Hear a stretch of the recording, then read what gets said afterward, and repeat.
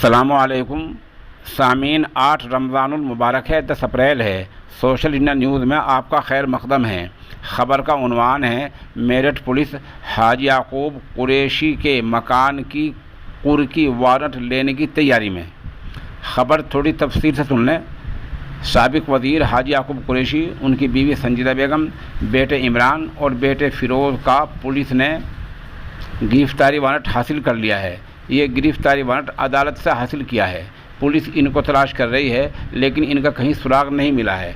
Police अब हाजी याकूब के मकान की कुर्की के वारंट लेने की तैयारी में है, और एक तरफ पुलिस वारंट की तैयारी कर रही है और दूसरी तरफ पुलिस वाले जो हैं वो हाजी याकूब और उनके बीवी को और बेटों को तलाश कर रही है। आपको पता ही है कि पुलिस ने मेरठ के हापुड़ रोड पर वाक़ नाजायज़ तरीके से याकूब कुरैशी की मीट फैक्ट्री चल रही थी, जिस पर पुलिस और इंतज़ामिया ने छापा मारकर तकरीबन 5 करोड़ रुपये कीमत का गोश्त बरामद कर कई लोगों को वहाँ से गिरफ़्तार किया था। इस मामले में हाजी याकूब कुरैशी, संजीदा बेगम, इमरान और फ़िरोज़ फ़रार चल रहे हैं। यही वो मामला है जिसकी वजह से ये वारंट गिरफ़्तारी लिए गए हैं, और इसी मामले की वजह से अब मकान की कुर्की के वारंट लेने की तैयारी चल रही है।